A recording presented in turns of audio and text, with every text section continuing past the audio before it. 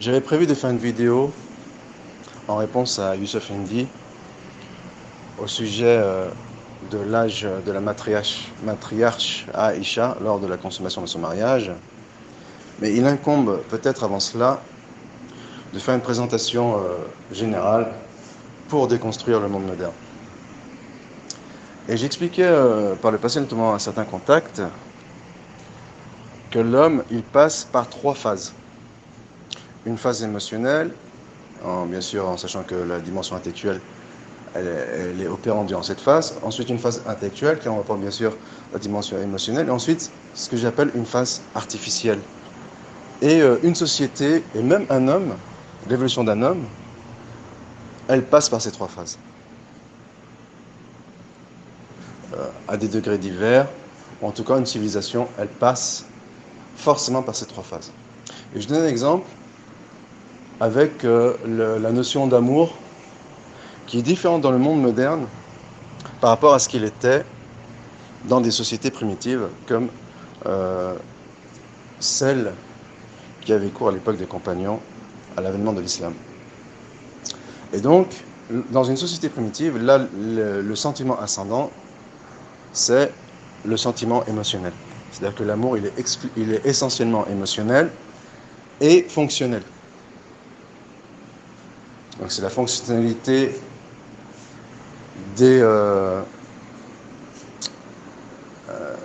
la fonctionnalité anthropologique de l'homme, eh bien, elles vont guider ses sentiments d'amour et également de haine. Ensuite, lorsque les sociétés primitives se développent, elles mettent en avant leur dimension intellectuelle. Et bien sûr, on assiste aux premières étapes de la décadence. Et lors de cette étape, eh bien, on intellectualise ces sentiments et donc on intellectualise l'amour. Mais le fait est que ici, cette intellectualisation des sentiments et de l'amour, elle opère un certain déséquilibre qui, lorsque la faille elle n'est pas très conséquente, eh bien, on peut vivre avec ce déséquilibre qui sacrifie les émotions au service de l'intellect. Mais la faille, elle augmente à mesure que la décadence s'installe et, en fin de parcours, est opéré un déséquilibre entre la force émotionnelle et la force intellectuelle. Et là, il y a un phénomène de nostalgie qui consiste à vouloir revenir à l'époque émotionnelle, à l'époque primitive, alors qu'on est baigné dans une époque intellectuelle et techniquement plus évoluée. Ça ne veut pas dire meilleur, ça ne veut pas dire que l'époque où est opéré un progrès technique a valeur laudative et l'époque primitive a valeur péjorative. J'en ai déjà parlé. Donc évitons cet amalgame qui malheureusement est en vogue dans le monde moderne. Eh bien, lors de cette étape de nostalgie, qui consiste à vouloir revenir à l'époque émotionnelle, eh bien là, étant donné qu'on n'a pas tous les éléments en main pour parvenir à ce projet, on échoue. À cette volonté, on échoue. Et on donc s'installe alors, je ne trouve pas mes mots, l'étape finale de la décadence, qui est un dérèglement de la force émotionnelle et de la force intellectuelle, et qui va vers et qui génère ce que j'appelle la superficialité. Lors de la phase précédente, qui est donné l'incendant à la force intellectuelle, il y a un déséquilibre, mais un déséquilibre qui est encore acceptable. Et lors de cette phase ultime de déclin et de décadence, la troisième phase, eh bien, il y a un dérèglement total entre la force intellectuelle et la force émotionnelle.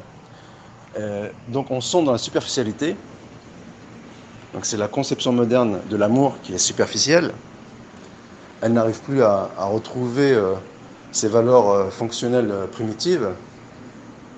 et elle n'arrive plus à opérer un équilibre entre ses valeurs fonctionnelles primitives et les besoins d'une société organisée, donc qui met en avant sa dimension intellectuelle. Et c'est lors de cette phase que se développent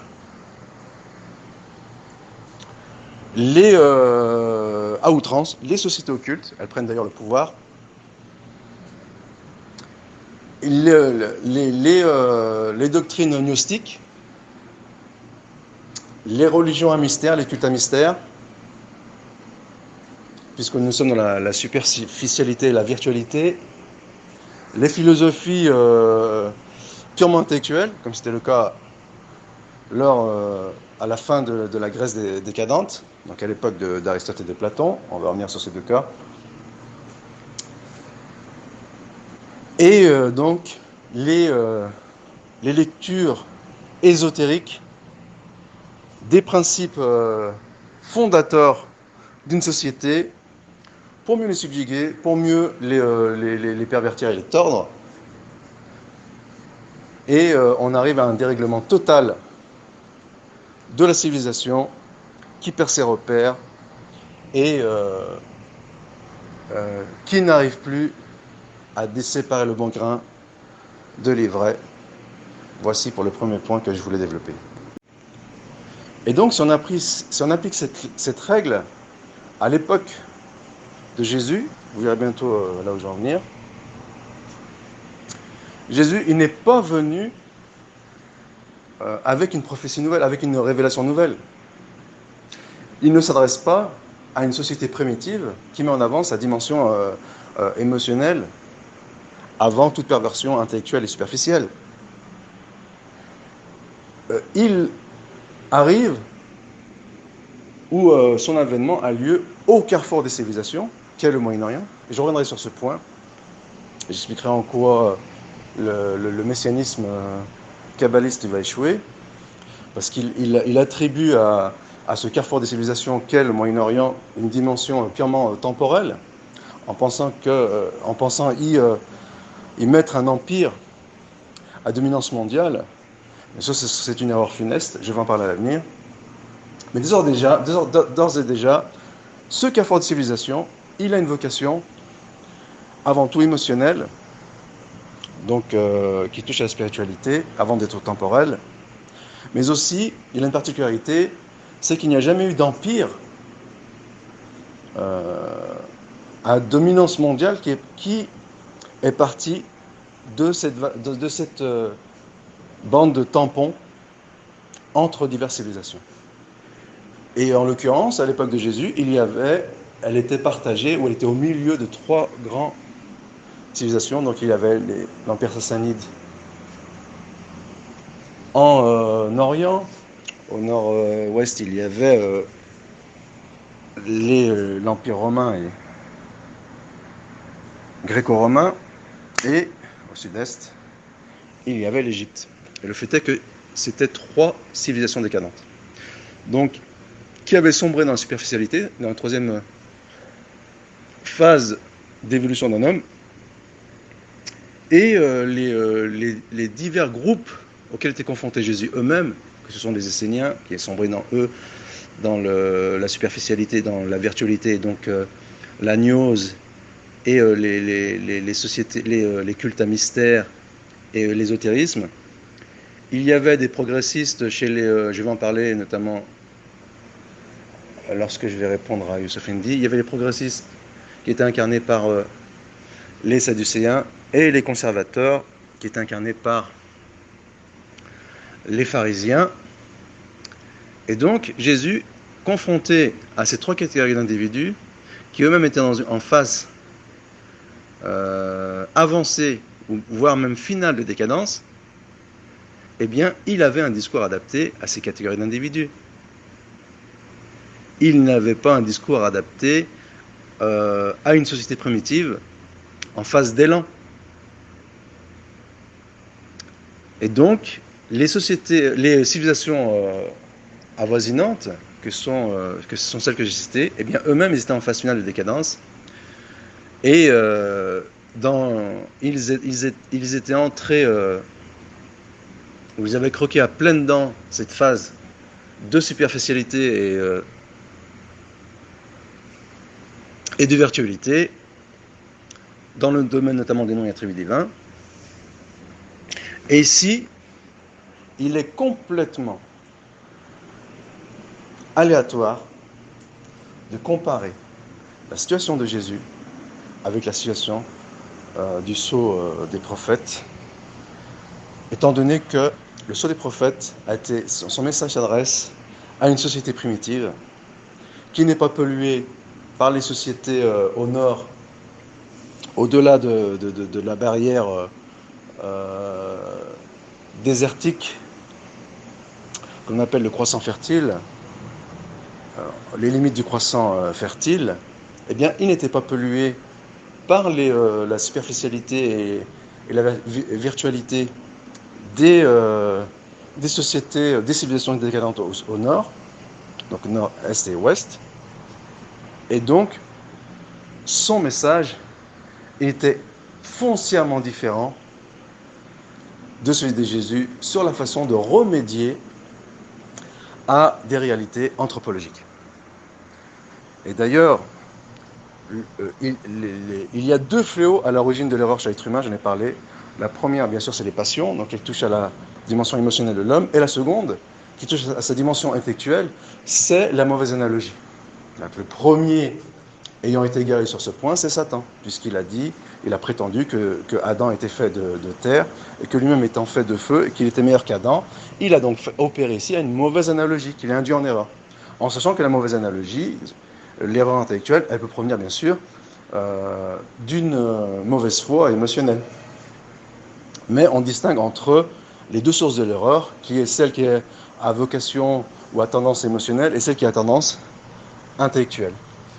Et actuellement, lorsque l'on veut réfuter l'islam, eh bien, on fait une mauvaise analogie, c'est-à-dire on fait une analogie entre une société en phase ultime de décadence, qui est le monde moderne dans lequel nous vivons, avec une société primitive qui est à vocation purement fonctionnelle et émotionnelle, ou en tout cas essentiellement émotionnelle et fonctionnelle, et qui bien sûr, pour des raisons d'équilibre et autres, eh bien, ils reprennent à leur compte, bien sûr avec l'aval de la révélation, des phénomènes anthropologiques qui ont fait leur preuve dans les sociétés, dans les civilisations avant celles-ci, même les civilisations environnantes, même si leurs applications elles ne sont plus aussi efficientes dans ces civilisations en phase de décadence. Je vais revenir sur ce point.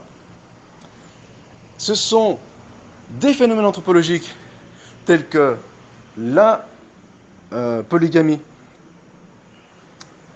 la peine de mort par lapidation ou par décapitation, la guerre offensive, l'éradication de l'hérésie, l'esclavage, et non pas l'esclavagisme, ne pas confondre, là aussi il y a une mauvaise analogie.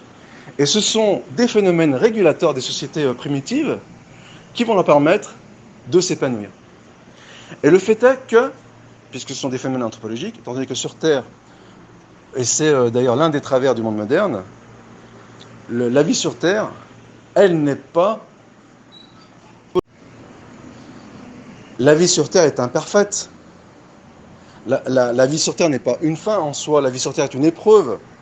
Et c'est d'ailleurs l'un des travers, et je vais ramener les autres travers, par lequel on espère dévaloriser l'islam, c'est d'envisager une vision utopique du monde, et par rapport à cette vision utopique, donc, qui est en phase avec cette phase de décadence ultime, qu'est la superficialité dans laquelle avait sombré notamment Platon, avec son monde idéal, eh bien, à travers cette vision d'un monde idéal qui n'existe pas dans les faits, on se sert de cette vision utopique pour juger les phénomènes anthropologiques et qui souvent usent de pragmatisme.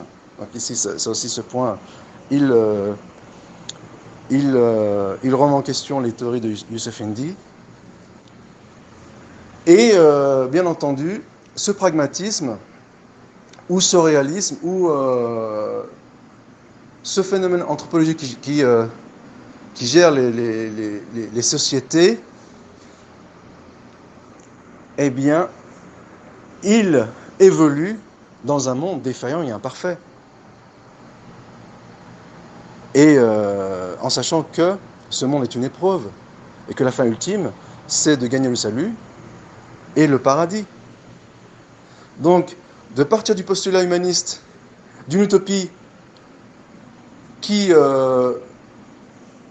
ferait de l'homme un être vertueux en progression et en évolution, mais ça c'est purement utopique, et c'est aussi propre au messianisme kabbaliste, et que l'homme, suite à des étapes successives, il arrive à la perfection, à l'élimination.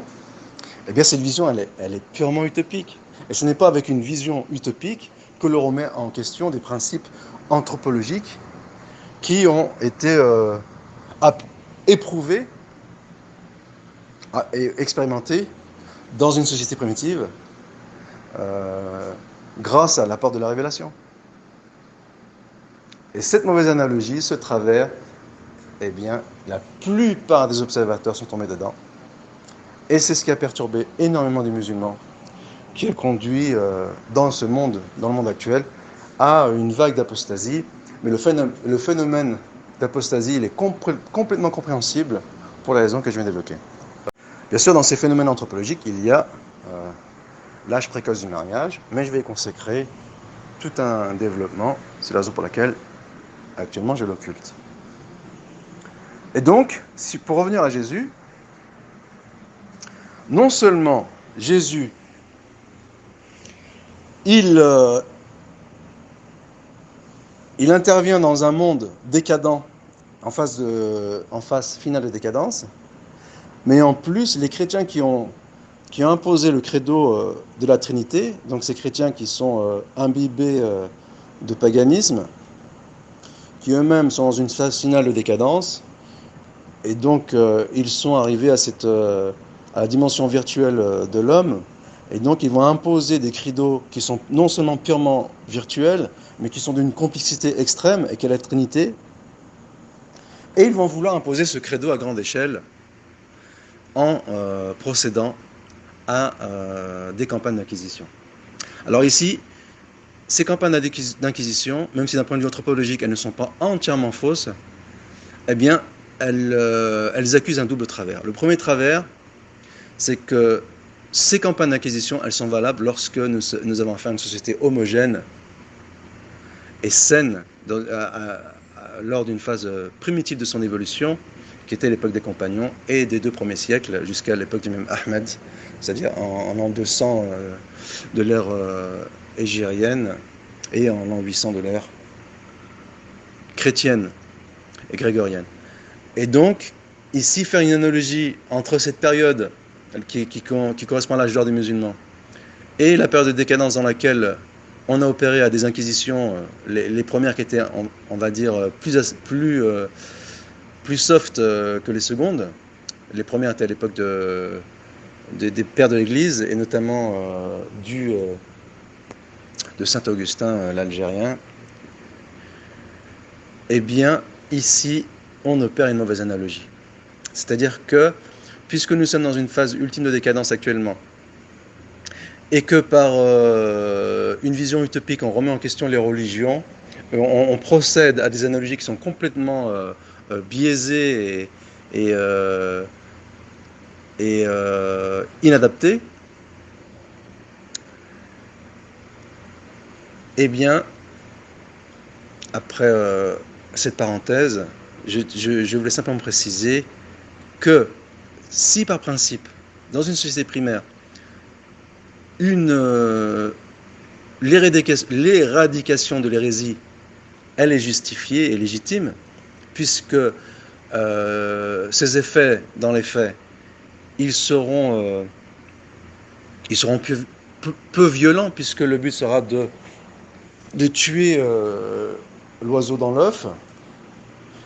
Mais lorsqu'on applique ces méthodes de dissuasion à des sociétés en phase finale de décadence, eh bien, on arrive à des catastrophes. Et c'est exactement ce qui s'est passé sous l'Inquisition. C'est-à-dire que lors de ces sociétés-là, lors de ces époques, notamment au Moyen-Âge, qui assistent à l'éclosion de l'humanisme en réaction au formalisme catholique, eh bien, sous l'impulsion d'une élite financière juive, j'en ai parlé, ou crypto-juive, eh bien, la méthode d'éradication ici, il est inadéquat. Non seulement il est inadéquat, mais il est d'une extrême violence. Et d'ailleurs, cette extrême violence, elle est égale, ou elle extériorise ces symptômes de décadence. C'est-à-dire que face à son incapacité à revenir à un monde idéal et primitif, eh bien, on use de méthodes extrêmes, d'une extrême violence pour éradiquer les symptômes de décadence ultime. Donc ce paradoxe, il est extrêmement intéressant à remarquer. Et ici, pour procéder à un pied de nez envers Youssef Indy, je vais ramener quelques citations de Saint Augustin sur l'éradication de l'hérésie. Et avant cela, je tiens à préciser qu'il est très agréable de lire des auteurs chrétiens pré-islamiques à plus d'un titre, notamment pour réfuter les musulmans progressistes, mais aussi les catholiques progressistes et réformistes, et pour montrer que malgré que ces chrétiens étaient dans une phase ultime de décadence, eh bien, ils avaient un discours qui était plus en phase avec la prophétie, avec la nature humaine et les nécessités des sociétés primitives, que nous sommes aujourd'hui dans une phase ultime de décadence à vocation purement humaniste. Et c'est la raison pour laquelle il est extrêmement intéressant de lire des passages de ces auteurs de ces époques-là, ne serait-ce que pour souligner ce paradoxe. Et à l'avenir, je vais utiliser des citations d'Ambroise au sujet de l'âge de la majorité sexuelle pour la fille, en sachant qu'Ambroise, c'est un universaliste, il est pragmatique, donc il est antiformaliste, donc il est courageux, il est charismatique, il a une vue d'ensemble et globaliste, il a un esprit d'analyse extrêmement développé. Bien sûr, Ambroise n'est pas Ibn Taymiyyah, mais il fait partie de ce lot élitiste, ou pas élitiste, parce que le terme est approprié, parce que de mon point de vue, l'élitisme il est péjoratif. Il fait partie de cette catégorie de savants, le polyglotte ou polymathe, je ne sais pas comment on dit, qui ont une vue d'ensemble. Et c'est ce qui donnera à l'époque d'Ibn Taymiyyah, et notamment même en Occident, le nominalisme, qui sera mal interprété par les formalistes orthodoxes, alors qu'il a un fond qui est juste, mais simplement il sera repris par les adversaires du formalisme ambiant que sont les humanistes. Il sera repris pour mieux tordre les codes du monde ancien, mais l'idée de départ, le nominalisme en lui-même, il n'est pas condamnable. Et c'est d'ailleurs là aussi, c'est un pied de nez à Pierre Hillard qui condamne littéralement le nominalisme, alors qu'il y avait des grands penseurs chrétiens nominalistes, à l'époque d'ailleurs d'Ibn Taymiyyah. Donc est-ce qu'il y a eu une influence de part et d'autre, ou en tout cas c'est peut-être un phénomène qui est purement anthropologique, dans le sens où face à des sociétés décadentes et qui fait suite à un traumatisme violent qu'étaient les croisades, eh bien on s'enferme dans le formalisme, tant en Occident qu'en Orient. Donc c'est le suivisme aveugle dans les deux camps, et qui va générer le nominalisme, et qui consiste à remettre en question les principes formalistes qui ont été imposés suite à ce traumatisme, et ce qui montre que ce phénomène est avant tout anthropologique, avant de dire que c'est une particularité soit chrétienne, soit musulmane. D'ailleurs, c'est un raccourci qui est extrêmement binaire et manichéen, et qui bien sûr va fausser nos conclusions. Et je reviendrai sur Ambroise, qui est extrêmement intéressant, mais là, je vais ramener des citations fructueuses de Saint-Augustin pour mettre mal à l'aise tant Youssef Indy que Pierre Hillard, en sachant que ces citations, si elles étaient replacées dans un contexte approprié, c'est dans une société primitive, eh bien, ils auraient leur place, puisque dans une société primitive, il n'est pas besoin de procéder à des campagnes de torture, à des inquisitions extrêmement violentes. Il suffit d'une ou deux mesures de dissuasion, comme par exemple la mise à mort d'un leader hérétique, mais dans une phase ultime de décadence, eh bien, ce moyen, il n'a pas l'effet escompté, et le discours, donc, qui sera prononcé par Saint Augustin, même si par principe ou dans le fond, il n'est pas faux, eh bien, il sera complètement inadapté à son époque. Je vous épargne les citations d'Augustin sur la guerre offensive. Peut-être que je les évoquerai ou je les remets plus tard. Mais voici ce qu'il dit à ce sujet de l'éradication de l'hérésie. Donc Saint Augustin invoque froidement le cas d'un païen pris en flagrant délit de sacrifice et condamné à mort. Quant à leur sacrifice, ils sont condamnés, dit-il, sous peine de mort. Supposez donc que tel païen soit surpris en un flagrant délit de ce genre. Le regarderez-vous comme un martyr parce qu'on lui aura fait l'application des châtiments que les lois infligent à cette superstition qu'il prenait pour un culte pieux. Un chrétien, quel qu'il soit, n'acceptera jamais cette dénomination. Donc, citons encore le texte suivant, car il contient deux thèmes que nous retrouvons dans les polémiques anti-donatistes de saint Augustin. On a cru devoir éditer des ordonnances contre les païens, ou plutôt pour les païens s'ils veulent être sages. De même, en effet, qu'en rencontrant des enfants sans raison qui jouent à la boue et se souillent les mains, le maître prend un visage sévère, leur fait tomber la boue des mains et leur donne un livre. Ainsi Dieu a voulu se servir des princes qui lui sont soumis pour jeter la terreur dans l'âme de ces grands. Donc il parle de l'Inquisition, et les princes, ce sont les princes à la tête du monde chrétien. Dans l'âme de ces grands enfants, les déterminer à jeter la boue et à faire quelque chose de sérieux. Pour Julien, donc antichrétien, l'expérience lui avait appris qu'il n'y avait pas de fauve plus dangereux pour les hommes que ne le sont souvent les chrétiens pour leur corps religionnaire. Très succulent pour Youssef Indy. Les donatistes crient à la persécution, mais il n'y a pas eu de persécution, il y a eu simplement vengeance, châtiment divin. Opta se repose facilement sur la volonté de Dieu. Vous dites que les artisans de l'unité furent méchants, ce fut peut-être avec la volonté de Dieu. Le massacre ne déplaît pas toujours à Dieu, mais Moïse n'a-t-il pas fait exécuter des millions d'hommes? Phineas n'a-t-il pas été récompensé par Dieu? Bien sûr, ces points méritent explication, mais simplement je ne fais reprendre que la logique chrétienne. Il suffira de citer quelques passages d'œuvres datant de 400 à 402 pour montrer qu'à ce moment, saint Augustin est partisan de la législation impériale et acquis, contrairement à ce qu'on affirme souvent, à son application effective. Voici dans le contrat Parméniani 1.13, quel châtiment après tout pourrait donc leur paraître injuste, alors qu'ils les subissent à la suite du jugement suprême de Dieu? Qui par de tels châtiments les avertit de se garder du feu éternel, alors que ces châtiments sont mérités par la gravité de leurs crimes et appliqués par la sagesse des puissances de la terre? Qu'ils prouvent d'abord qu'ils ne sont ni hérétiques ni schismatiques, alors du moins ils pourront crier avec fureur à l'indignité des châtiments qui les frappent. Et un peu plus loin, et un peu plus bas, un des textes les plus terribles d'Augustin. Du reste, tout ce bruit que l'on fait autour des châtiments qu'ils subissent ne vient-il pas uniquement de ce que la multitude des hommes place son cœur, non pas dans son cœur, mais dans ses yeux? Que du sang vienne à couler d'une chair mortelle ou ont frémi à cet aspect, que si les âmes privées de la paix de Jésus-Christ et séparées de sa communion, morts dans le sacrilège de l'hérésie ou du schisme, parce que rien ne frappe les yeux, personne ne pleure.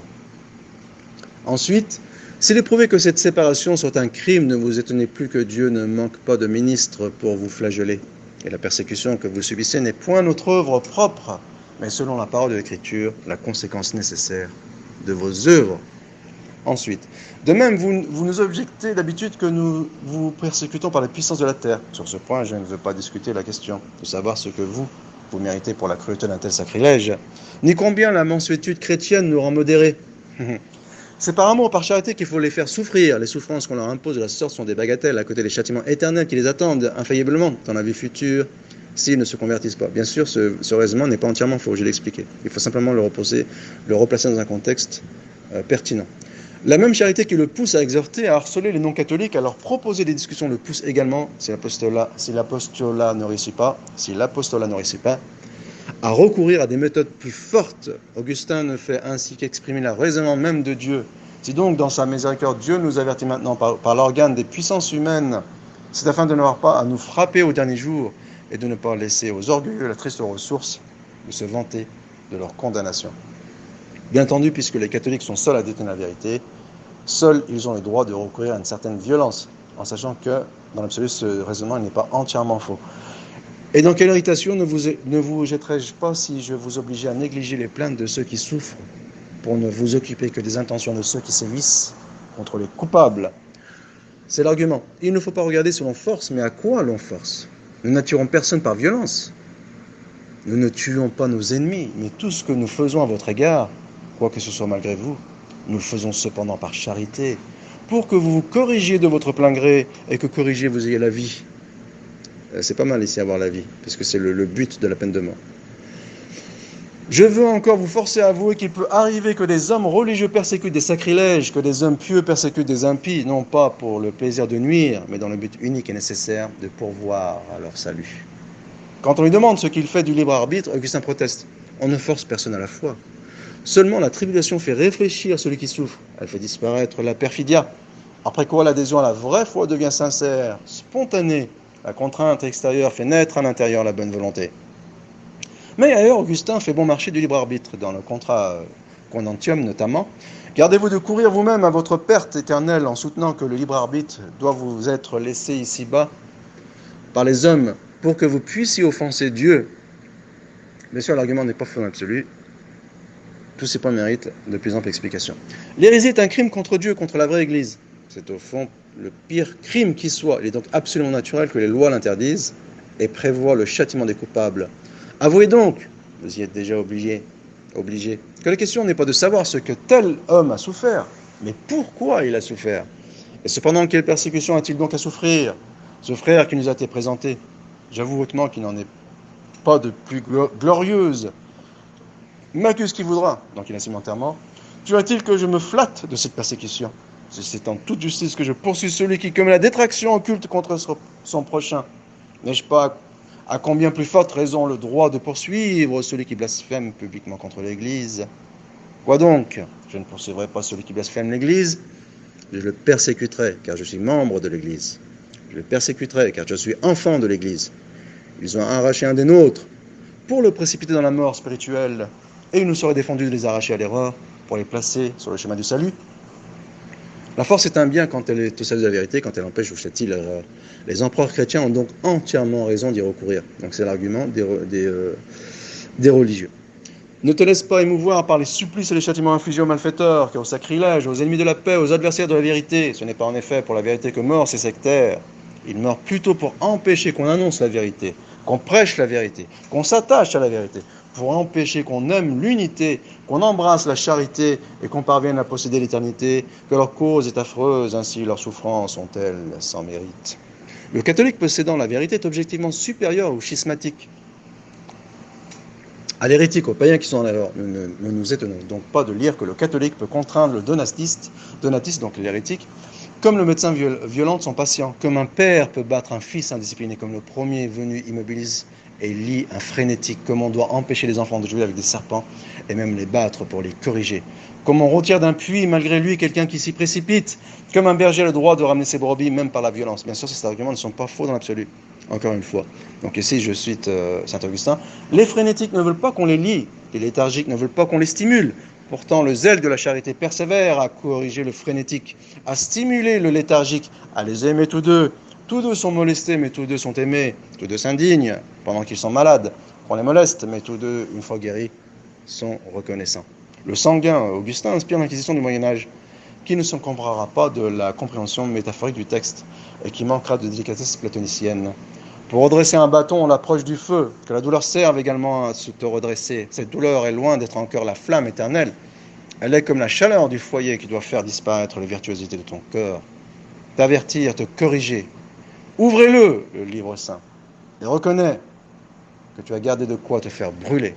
Donc nous assistons ici à un double travers. Le premier travers, c'est d'imposer des mesures qui sont opérantes ou efficaces et efficientes dans des sociétés primitives, homogènes et saines, à des sociétés hétérogènes et en phase finale de décadence. Et dans lesquelles il y a un dérèglement de la force émotionnelle et des forces intellectuelles de l'homme. Dans la société primitive, elles sont essentiellement portées vers la force émotionnelle, et c'est la raison pour laquelle des mesures de dissuasion contre l'hérésie, eh bien, elles sont efficientes dans ces sociétés-là. Et elles n'ont pas besoin d'user de méthodes extrêmes comme des massacres ou des tortures et des persécutions et des inquisitions à grande échelle. Il suffit de donner un exemple avec, en appliquant la peine capitale à un leader hérétique après jugement pour dissuader les âmes faibles et d'empêcher la mauvaise graine de se développer. Ça, c'est un premier point. Le second point, c'est que dans ces sociétés primitives, eh bien, il y a un consensus secret ou naît autour de credos qui ne sont ni élitistes, donc contrairement à ces credos qui sont développés dans des phases ultimes de décadence, donc ce sont des credos qui sont simples, accessibles à tout le monde, donc ils sont accessibles aux citoyens lambda, et sur lesquels il règne des consensus naturels anthropologiques. À l'inverse, dans ces sociétés ultimes de décadence, pour ce qui est du credo de la Trinité, donc qui est né de ces dérèglements de la force émotionnelle et de la force intellectuelle, eh bien non seulement le credo il est d'une extrême complexité pour la raison que je viens d'évoquer, il est élitiste, et le consensus qui règne dessus, si consensus il y a, donc avec les différents conciles, eh bien ce sont des consensus artificiels. Et d'ailleurs, qui créent chaque consensus artificiel, puisqu'il est le fruit de la réflexion des hommes qui sont en phase ultime de décadence, forcément il aura des opposants. Donc forcément, il sera sujet à des contradictions et cela va engendrer des persécutions. Et ici, il y a une double tare. La première, c'est d'appliquer, je me répète, des sanctions à des sociétés en phase terminale de déclin, alors qu'elles sont à la base prévues pour des sociétés primitives et homogènes. Et le deuxième travers, c'est d'appliquer ces sanctions sur des credos non pas naturels et accessibles aux citoyens lambda, mais sur des credos élitistes et d'une extrême complicité intellectuelle et qui réclament un haut niveau de réflexion virtuelle et philosophique. Donc voici un double travers. Et lorsque l'observateur arrive et qu'il fait ici une mauvaise analogie, que ce soit un apostat, un musulman progressiste réformiste ou un islamophobe quelconque, eh bien, il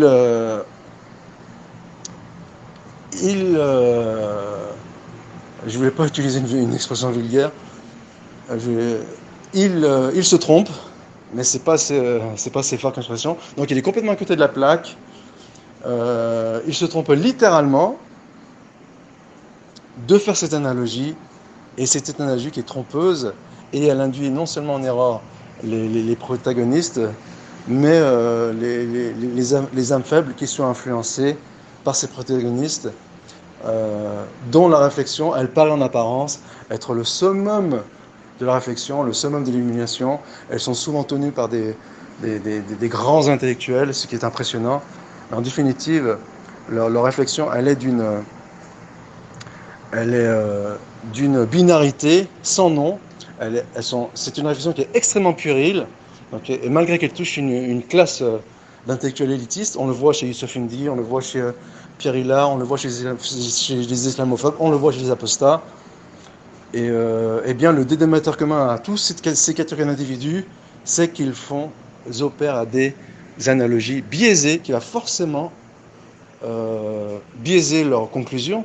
Et je ne mets même pas en avant leur mauvaise foi, puisqu'on avait dit que l'erreur, elle était due à l'un de ces deux facteurs, ou elle est due à la foi.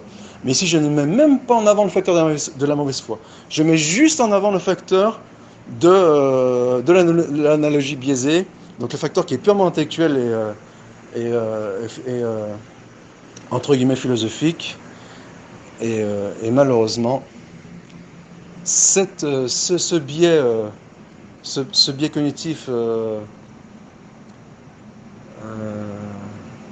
qui fausse les conclusions, il est devenu la norme dans le monde moderne et il a perturbé énormément de musulmans. Et là, j'aimerais passer au point suivant de ma réflexion. On m'a ramené ce matin une réflexion de Étienne Klein, qui est extrêmement pertinente. Il dit que les gens qui sont dans la nuance, il dit en substance, que les gens qui ont une réflexion, qui sont dans la nuance, donc c'est ce que j'appelle moi les pragmatiques universalistes, ils sont mal perçus par leurs adversaires en pensant que ces nuances sont le fruit de leur hésitation, alors qu'ils sont au contraire le fruit d'une réflexion extrêmement poussée. Donc souvent on leur dit qu'ils noient le poisson dans l'eau, et c'est la raison d'ailleurs pour laquelle, puisqu'ils sont dans la nuance, souvent ils ne participent pas au débat ou aux polémiques qui jonge les discussions. Donc cette réflexion est extrêmement intéressante de la part de Pierre-Étienne Klein, mais lui-même est un imposteur, peut-être bien malgré lui, et je vais en donner ici les raisons, au sujet notamment du Big Bang. Alors, pour ce qui est du Big Bang, ou